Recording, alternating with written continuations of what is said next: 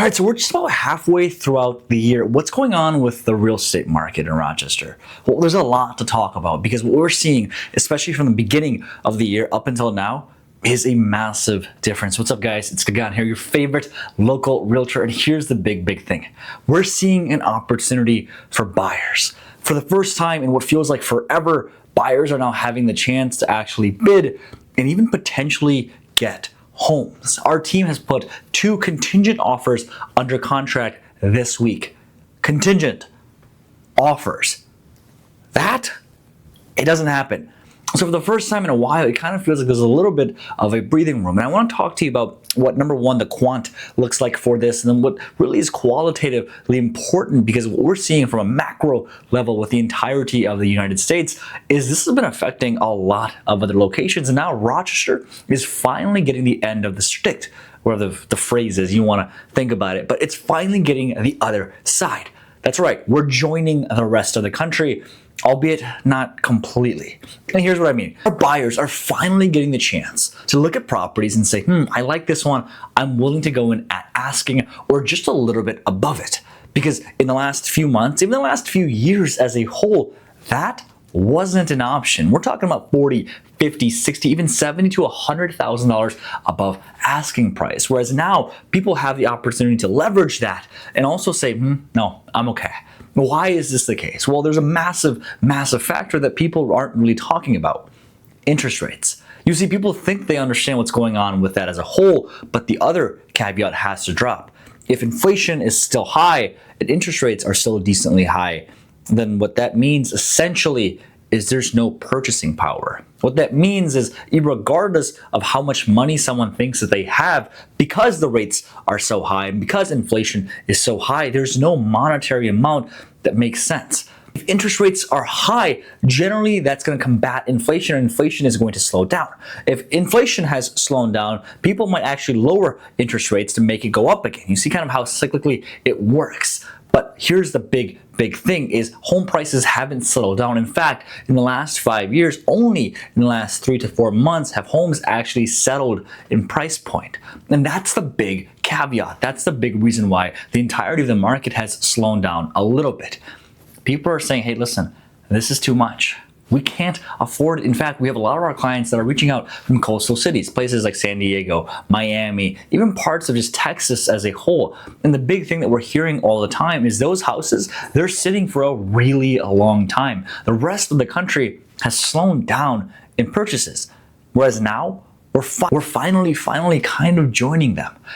But here's the other thing. Our homes in Rochester, we're sitting at maybe 400 to 500 units in total.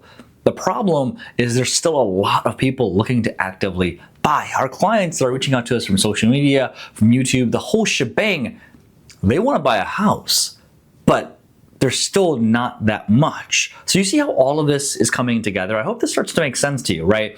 There's still really high rates. Inflation is still high. However, compared to the rest of the industry and compared to the rest of the markets, our inventory is still low. Our inventory needs to go up even more, at least I'd say maybe double, if you wanna say that, to actually combat this. So we gotta figure out a bunch of things. But what I will say, at least from halfway throughout, is our buyers are finally getting chances. And for sellers that are still thinking about selling their houses, it's about pricing strategy. It's about aspirational, market, or event. Using that, leveraging social media, leveraging AI, and leveraging everything else to ultimately garner the most amount of attention. If you're thinking about buying a house in Rochester in 2025, at least halfway through the year, what do you gotta know? Where are we at? Well, I'd say this, still play it safe. Still write that strong offer. Write a number that makes sense for all parties. Just because your market, whether you're coming from California, from Seattle, wherever it may be, just because your market has slowed down doesn't mean that we are at that pace yet. Write strong, powerful conventional offers, even potentially going cash guaranteed or cash if you can. understand what's happening fundamentally in all these subset of markets. We're talking Pittsburgh, Brighton, Webster, Gates, Chi-Li. Understand the taxation, understand the amenities, and understand everything that is at play in all of these locations. And make sure you're speaking with a real estate agent that actually understands everything that's happening, because there's multiple componencies of different markets. We're talking about taxes that you have to actually play with it. I had a client of ours reach out a little while back, and they said, Gagan, my agent forgot property taxes. Yikes. So you want to make sure that you don't forget things like property taxes, whether HOAs are actually applicable in that house and that location. All these things have to go hand in hand, but at least halfway through the year, now as of June and July, we can kind of take a small, very, very tiny breather.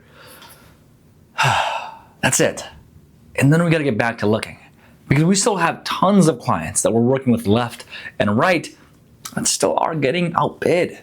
Because even if people have stopped looking, that means that the people that were stopping originally are now coming back because they realize that other people have stopped looking.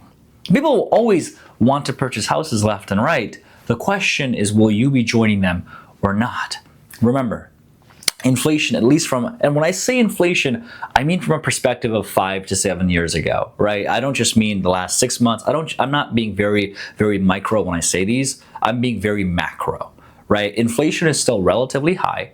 And the other issue with inflation that people don't understand is when people say inflation is at zero, they're not talking about it being zero here. Let's say a house was $200,000 and then went up to $500,000.